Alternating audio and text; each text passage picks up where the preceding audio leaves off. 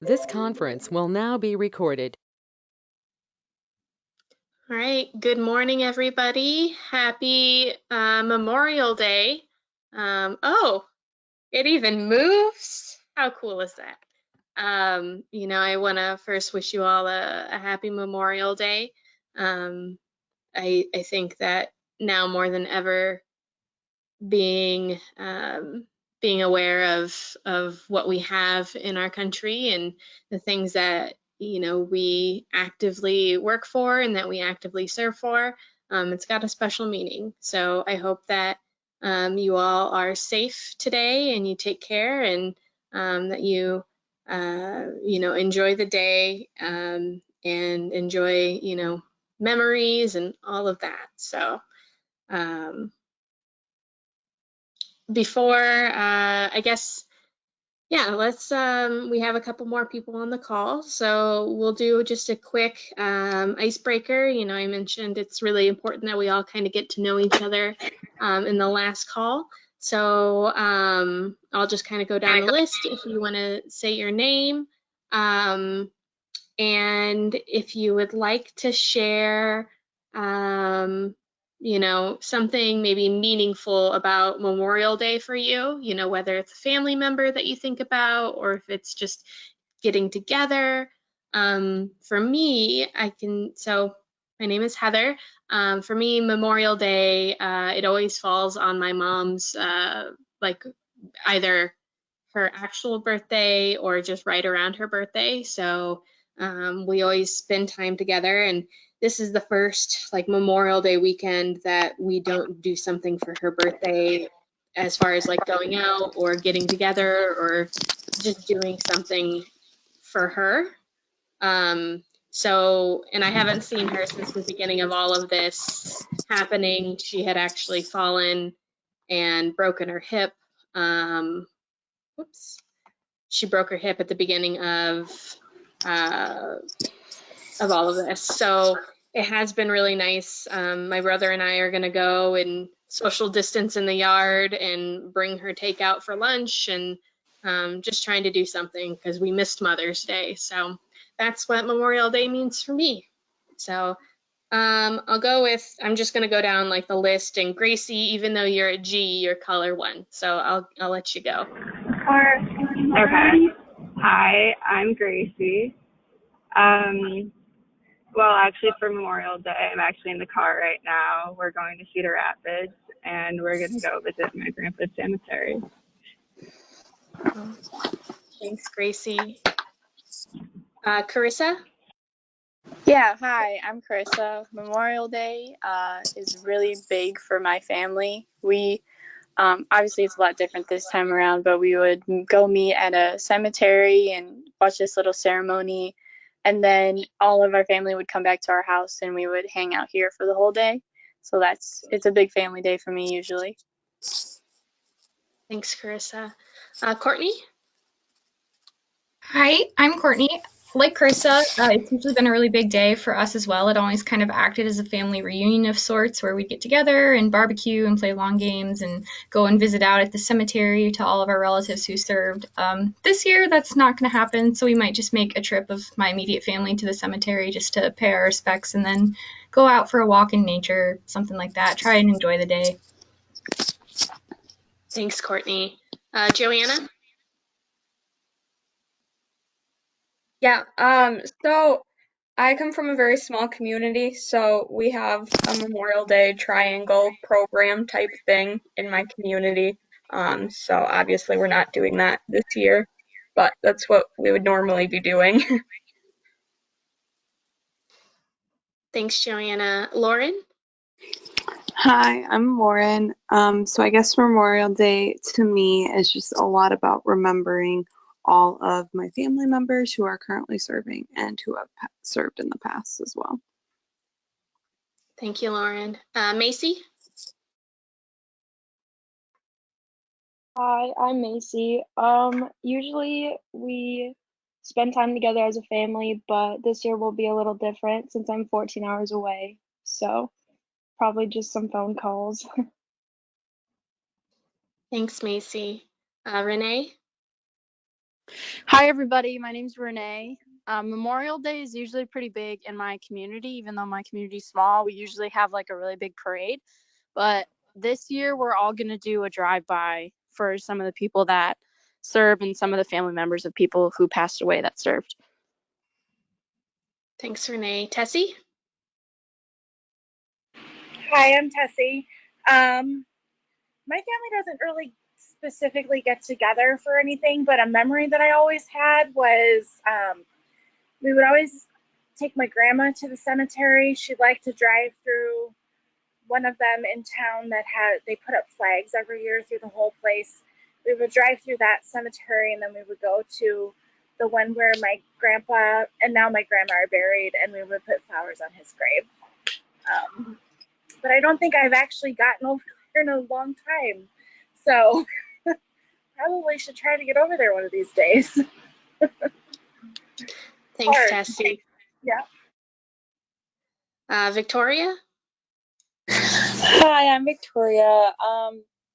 My brother's birthday is usually around Memorial Day, so he'll be 8 tomorrow. So we're just celebrating with family. We went to my aunt's house yesterday, so yeah, it's usually just a family time. So yeah. Thanks, Victoria. All right, so today will be a pretty quick call. Unfortunately, not a ton of updates. No new information as far as dates this year or for this call, but just a reminder, we will be switching from June 1st to June 15th. End date will stay Saturday, August 8th. Orientation day, we are going to switch to virtual, so which is going to be a big change for those of you who have done it in been a part of the program in the past few years. You know that we try to do everything in person, so we will be switching virtually. Still planning for June 15th, 16th, and 17th from 1 p.m. to 5 p.m. I am keeping June 18th and 19th tentative for now, as I'm mapping out kind of the topics for each of the days and things that I need to cover. I'm trying to give enough time, but also, you know, not need to move into those days unless I need to. So that's still a little bit to be determined. And everyone will begin with their sites on June 22nd. No changes really to the living allowance and education awards, but again, just a reminder, because of the date change, the living allowance is $2,470 and the education award is $1,311.11. So the change from 10 weeks to 8 weeks means that you will receive 4 payments of $617.50, and those dates are July 3rd, July 17th, July 31st, and August 14th. So some changes as far as service sites and schedules. So the Multicultural Family Center, they will still be running their STEP program. However, kind of thinking about how this hybrid in-person and virtual curriculum will work as far as keeping with social distancing and all of that. We've kind of gone back to what we see as our learning outcomes and what for us we think is the most important thing for these kids and what is really going to be able to be done this summer. So there will be a shift to more of a self-care, life skills, and service learning curriculum. So really just trying to make sure that now more than ever, in the past, we know that teens struggle with mental health and brain health, and now more than ever, that's going to be a big deal. Pretty much every person, let alone child and youth, will be experiencing trauma from the COVID-19 related situations, whether it's just things going on in their homes, or it's the difficulty of shifting from routines. There's so many things that can happen, and trauma is a very subjective thing. So For one teen, this may not have been a very traumatic experience, but for another, this could have been very difficult. So we're going to try and shift to a very self-care related life skills curriculum. So I look forward to that. Carnegie Stout Public Library. So they will be doing virtual programming in June, and limited small group activities will occur after July 6th. That July 6th date may change. We thought maybe that could happen in June, but in Dubuque, we have not quite hit our curb. So city buildings will not actually open until after the 4th of July. So that includes the library. So anything done before the 4th of July will be done virtually, and after the 4th of July is still to be determined. St. Mark Youth Enrichment, again, they're really shifting to group size adjustments. It's very likely that the AmeriCorps members who had planned for the Summer Reading Academy will shift to St. Mark Youth Enrichment. As far as placements, again, as you can recall, I've kind of taken back placements for now, just because we have no idea what could happen between now and then. So official placements will be made basically on June 15th is when I will finalize everything. If I have to shift anyone anywhere, or if a program gets canceled, that'll be made in kind of that first week.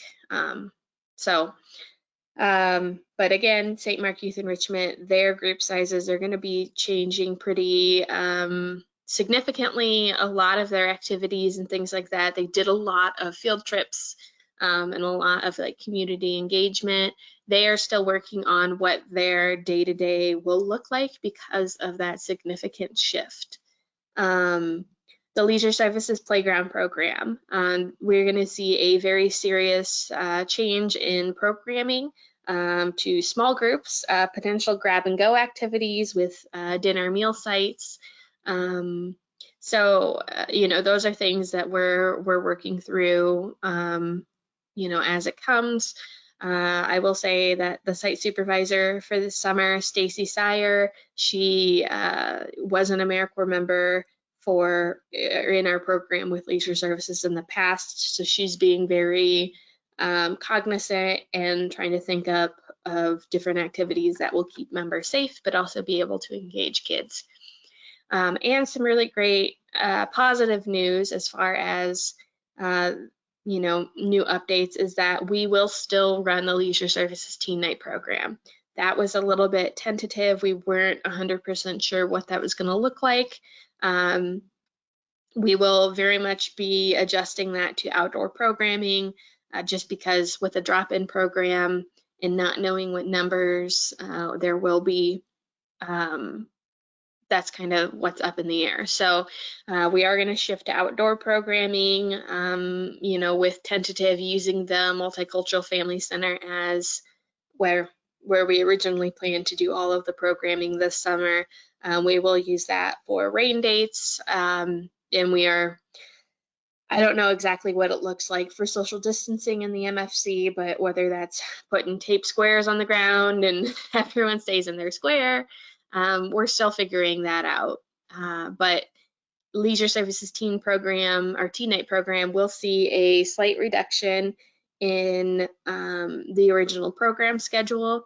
So we may not do 5 nights a week per se. There will be 5 nights a week of service, but we may not have 5 weeks of actual running activities and programs.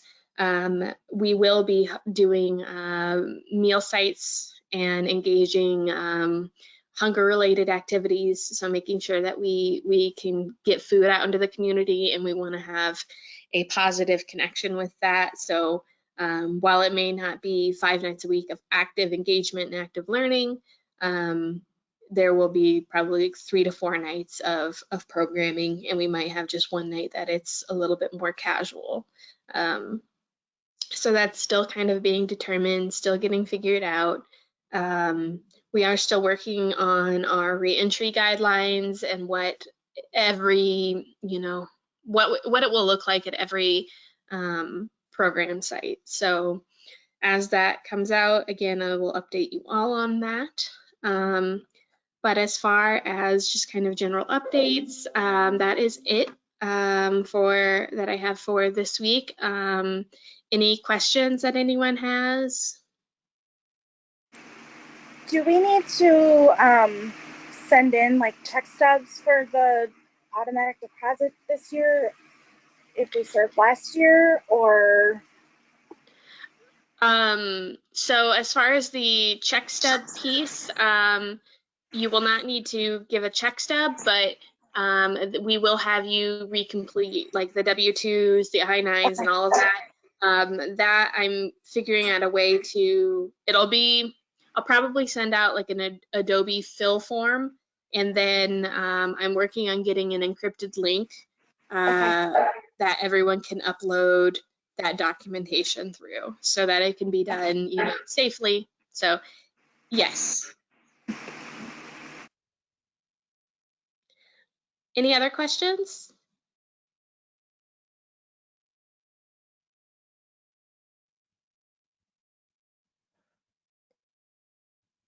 All right. So just as a reminder, we'll be doing this every Monday moving forward until June 15th. So if you do have any questions or something that's eating you, just eating away and you're just like worried about it, just send me an email, text, phone call. If you have more of like an individualized question, you can always reach out to me as well. I won't necessarily like post that, up for everyone to see or anything like that. As just kind of a reminder and update, continue to monitor the situation for yourself as well as far as CDC, as Iowa, in Dubuque County. If you do have concerns, things like that, we will, we'll address those. I had another thought and it is gone. So, please continue to just check into BuddyDo. I'm going to try and do just like a weekly question, kind of get to know you sort of thing. So I'll be posting one of those within either today or tomorrow. So just check in on that and kind of get to know the rest of the group. Other than that, I hope that you all have a safe and happy Memorial Day. Enjoy time with you and yours, whether it is in person or virtually, and stay safe, take care, and I will see you all next week. Thank you.